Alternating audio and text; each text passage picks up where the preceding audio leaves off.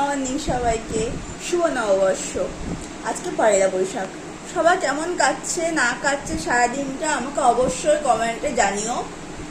আর আমিও তোমাদের সঙ্গে শেয়ার করবো আজ আমি সারাদিন কী করছি, মা কী রান্না করছে না করছে, আমি সবটাই তোমাদের সঙ্গে শেয়ার করার চেষ্টা করব। আর এই মুহূর্তে আমি ঘুম থেকে উঠলাম, আমাকে একটু ইগনোর করো আমার ফেসটা। তো চলো স্টার্ট করা যাক আজকের মতো ভিডিওটা। আজকে ব্রেকফাস্টে তো আমি ফ্রাই ম্যাগি খেয়েছি, অনেক দিন ধরে ভাবছিলাম খাবো, তাই করেই ফেললাম আজকে এই ফাইনালি। দেখো মা একটুখানি তরমুজ কেটে দিল, তরমুজ খাচ্ছি।